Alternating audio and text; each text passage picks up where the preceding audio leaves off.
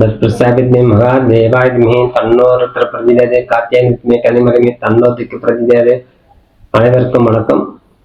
வாழ்த்த தொண்டரை திருவருளால் இன்றைய தினம் ஆரண்ய கௌரி விரதம், வளர்பிறை சஷ்டி விரதம், இந்த இரு விசேஷங்கள் எத்தகைய பலன் அமையுது என்னென்னங்கிறது பார்ப்போம். நம்ம வீடியோவை தொடர்ச்சியா பாருங்க. படிப்படியாக ஒவ்வொரு விசேஷத்துக்கு உண்டான பலன் தொடர்ச்சியா பார்க்கலாம். நம்முடைய சேனலை சப்ஸ்கிரைப் பண்ணுங்க, லைக் பண்ணுங்க, கமெண்ட்ஸ் பண்ணுங்க. பரம வருஷம் ஆணி மாதம் 6ஆம் தேதி 20/6/2026 சனிக்கிழமை, வளர்பிறை சஷ்டி திதி இரவு 9:55 வரை. அதன் பின்பு சப்தமி திதி. இந்த மகம் நட்சத்திரம் பகல் 3:39 வரை. அதன் பின்பு பூர நட்சத்திரம். வஜ்ரம் நாமயகம் இரவு 6:18 வரை. அதன் பின்பு சித்தி நாமயகம். கௌளவ கரணம் பகல் 3:47 வரை. அதன் பின்பு கரசை கரணம். இந்த நாள் முழுவதும் அமிர்த யோகமாக உள்ளது. நேத்திரம் ஒரு பங்கு, ஜீவன் 6 பங்காக உள்ளது.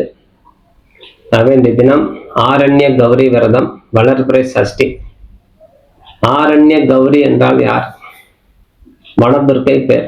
வனத்தில் வசம் செய்யக்கூடிய, காட்டில் வசம் செய்யக்கூடிய அம்மன் நிறைய உண்டு. அது பேர் வனதுர்க்கை, ஆரண்ய கௌரி அப்படின்னு நிறைய பேர் உண்டு. வாராகி அம்மன், அந்த மாதிரி தெய்வங்கள் நிறைய காட்டுல தான் வசிப்பாங்க. காட்டேரி அம்மன் சொல்லுவோம். அதுக்காண்டி தான் பொதுவாகவே காட்டேரி அம்மன் சொன்னா எல்லாருமே காட்டுல வசம் செய்வார். அது கிராம தேவதைக்கு உண்டான பேரும் உண்டு. அதனால அந்த ஆரண்ய கௌரி வழிபடுவதால் நம்மளுக்கு என்னென்ன கிடைக்குது? இந்த ஆரண்ய கௌரி வனத்துல இருந்து நம்மளுக்கு சிறப்பித்து தர, அந்த சிறப்பு அடைகிறதுக்கு குழந்தை பாக்கியம் முதல்ல கொடுக்குது. எப்படி சஷ்டி விரதத்துக்கு குழந்தை பாக்கியம் கொடுக்குது, அதே மாதிரி ஆரண்ய கௌரிக்கு விரதம் இருக்கும்போது குழந்தை பாக்கியம் கொடுக்குது. நிறைய அபார்ஷன் ஆகுது, குழந்தை தங்க மாட்டேங்குது அப்படின்னு அந்த ஆரண்ய கௌரி விரதம் இருக்கணும்.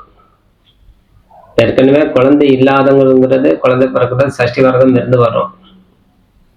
ஆனா இந்த ஆரண்ய கௌரி விரதத்துக்கு அபார்ஷன் ஆகுது, நிறைய கரு தங்க மாட்டேங்குது அப்படின்னு வரும்போது இந்த பலன் அந்தவனுக்கு கிடைக்கும். அதனால இந்த ஆரண்ய கௌரி விரதத்தை தொடர்ச்சியாக கையாளும். ஆனால் புத்திர பாக்கியம் நம்மளுக்கு நல்ல ஒரு தெளிவான புத்திரம் நம்மளுக்கு கொடுக்கும். அந்த அம்பிகை மூலமா கிடைக்கக்கூடிய குழந்தை ரொம்ப ஆரோக்கியமான குழந்தையாகவே அமையும். சக்தியுடைய வடிவமாக அமைவதால் அழகான குணமுள்ள குழந்தைகள் நமக்கு அமையும். அதனால சகல விதமான தோஷம் நிவர்த்தி ஆகும். இந்த ஆரண்ய கௌரி விரதம் இருந்து வரும்போது ராகு, கேது, செவ்வாய் போன்ற அனைத்து விதமான தோஷம் இருந்தாலும் நிவர்த்தி செய்து, ஜாதகத்துல இருக்கக்கூடிய புத்திர சந்தானத்துக்குண்டான தோஷம்லாம் நிவர்த்தி செய்யும் அம்மாள். அதனால குழந்தை பேரு இல்லாதவள் நொடி நொடி அப்படின்னு சொல்லும். நொடி பொழுதில் உருவாகும் சொல்லக்கரு. அதனால நீண்ட ஆயுள் கூட கொடுக்கும். இந்த அம்மனை வழிபாடு செய்து வர வர நீண்ட ஆயுள் கிடைக்கும், ஆரோக்கியம் கிடைக்கும், தொழில் நல்லா சிறந்து விளங்கும். அதுவும் பொதுவாக இந்த பெண்கள் சில விரதங்கள் கடைபிடித்து வர வர அதுக்குண்டான பலன் அவங்களுக்கு கண்டிப்பாக கிடைக்கும். அதனாலதான் பெண்கள் எப்பவுமே பாக்கியசாலிகள் சொல்லுவோம். அது கடைப்பிடிக்கல, அது வேற. கடைப்பிடிக்கிறவங்களும் பாக்கியசாலி சொல்றோம். அப்ப தினசரி மஞ்சள் பூசி குளிக்கும்போது, நல்ல மஞ்சள் தடவி உடம்புல குளிச்சு வர்றது, அதெல்லாம் நறுமணம் உள்ள பூக்கள் தலையில சுட்டி கொள்வது, நல்ல நெத்தியில திலகம் இட்டு கொள்வது, அதே மாதிரி கண்ணில் மை இட்டு கொள்வது, இதெல்லாம் பெண்களுடைய ஒரு சம்பிரதாய கலாச்சாரம். இது முழுமையாக முழுமையான பெண். தலை விரித்து தலை வாராமல் நெத்தியில திலகம் விடாமல் வர்றது ஒரு பெண்களுக்கு உண்டான தோரணமே வேற. அப்ப அந்த அழகுங்கிறது கொடுக்கணும். அப்ப தலை திணிமீனி சங்கம்னு சொல்ல, 3 முடியாக போட்டு தலை பின்னன்னு சொல்ல, அதுக்காண்டிதான்.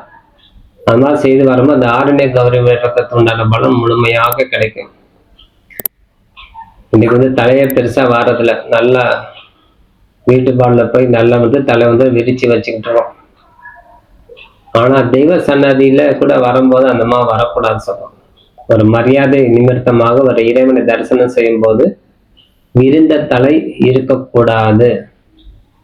ஒரு நபர் வெளியில கிளம்புறார், புதிதாக ஒரு பொண்ணு பார்க்க போறாங்கன்னு வச்சுக்கோங்க, இல்லை ஒரு பயணம் மேற்கொள்றாங்க, வெளியூர் போறாங்க, இல்லை ஒரு வேலை விஷயமா நிமித்தமாக ஒரு இடத்துக்கு போறாங்க, அப்படின்னு பல விஷயம் இருக்கு. புதுசா நம்ம வெளியில போகும்போது அன்றாட வேலை இல்லாம புதுசா ஏதாவது செய்யலாம் அப்படின்னு நினைக்கும் போது அந்த விருந்த தலைவருடைய பெண் வெளியில பட்டா நம்ம மறுபடியும் உள்ளுக்குள்ள போயிட்டு தான் வர வேண்டி இருக்குது. அதனால இந்த பெண்கள் முறையாக கையாளணும். அதுல நம்மளுக்கு கொஞ்சம் கவனமாக இருந்த அது பெண்கள் தலை பின்னி வருவது சிறந்தது. வெளியில வரும்போது வீட்டுல எப்படினாலும் இருக்கலாம், ஆனா வீட்டுல கூட ஒரு நபர் வந்தாலே பெண்கள் ஜடை பின்னிக்கணும். பிரிந்த தலையோட பேசக்கூடாது சொல்றோம். அது பெண்களுக்கு உண்டான லட்சணம். அழகு கிடையாது, லட்சணமாக இருக்கணும். அழகுங்கிறது இயற்கையாவே இறைவன் கொடுத்துருவார். பெண்களுக்கு உண்டான அழகு இயற்கையாவே இறைவன் கொடுத்துருவார். ஆனா லட்சணம் வேணும். அந்த லட்சணத்தோட வரவேற்கும் போது வரக்கூடிய நபர் கூட ஒரு நல்ல பணிவு உண்டாகும். ஆகவே திட்டமிட்டு செயல்படணும். அதுவும் இந்த ஆரண்ய கௌரி விரதம் இருந்து வரும்போது பொதுவாகவே தம்பதிகளாக இருந்து விரதம் இருந்து பூஜை செய்து அந்த அம்மனுக்கு வழிபாடு செய்யலாம். ஒரு நல்ல மஞ்சள் பிள்ளையார் பிடிச்சி வச்சுங்க, மஞ்சள் பிள்ளையார் பூஜை பண்ணுங்க. உங்க வீட்டுல என்ன அம்மன் படம் இருக்கோ அந்த அம்மன் படம் வச்சு அந்த ஆரண்ய கௌரி விரதம் நினைச்சு பூஜை பண்ணுங்க, ஒரு தீபம் ஏற்றி. அது இல்லாம இது இன்னும் ஒரு விஷயம் செய்யும்.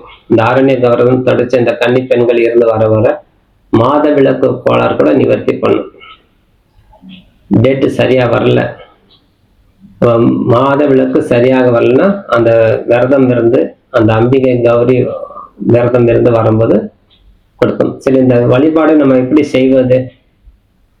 வனதுர்க்கை அம்மன் ஆலயம் எங்கே இருக்குதோ அங்க தேடி போய் அந்த இடத்துல நல்ல தீபம் ஏற்றி அதுக்கு ஒரு பால் அபிஷேகம் செய்து வர வர வர இத்தனை தோஷம் நிவர்த்தி ஆகும்.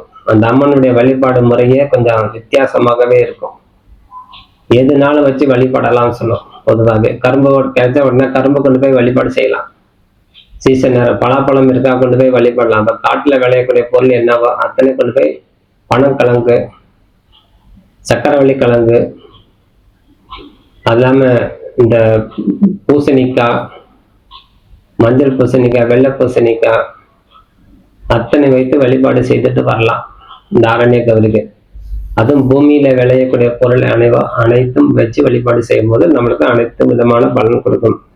மாத விளக்கு கோளாறுலாம் நிவர்த்தி செய்து கொடுக்க அந்த அம்மன். இந்த தம்பதிகளாக இருந்து வழிபாடு செய்து வந்தாலே செல்வம் செல்வாக்கு அதிகரிக்கும். தேவையில்லாத கடன்கள் இருக்குதுன்னா அது நிவர்த்தி கிடைச்சிடும். அதனால மனம் முருகி அந்த அம்பாளை காலை முதல் மாலை வரை விரதம் இருந்து வழிபாடு செய்யணும்.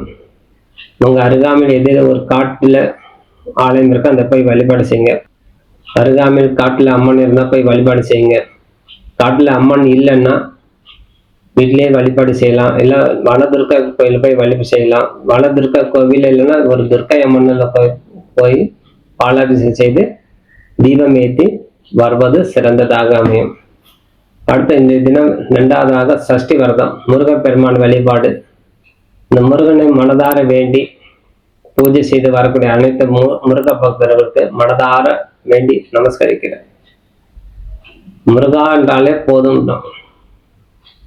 அப்ப முருகனை வேணும்னா என்னென்ன கிடைக்கும்? தொழில் நல்ல வளர்ச்சி கிடைக்குது, மன அமைதி கிடைக்குது, பொருளாதாரம் சிறப்பாக அமையுது, தொழில் நல்ல விருத்தி பண்ணுது, வேலை செய்யற இடத்துல நல்ல ஒரு நன்மதிப்பு உருவாகுது, மனம் தெளிவாகவே இருக்கும். அப்ப அத்தனை நம்மளுக்கு இந்த விரதத்தால் கிடைக்கும். தம்பதிகளுக்கு உண்டான ஒற்றுமை அதிகரிக்குது.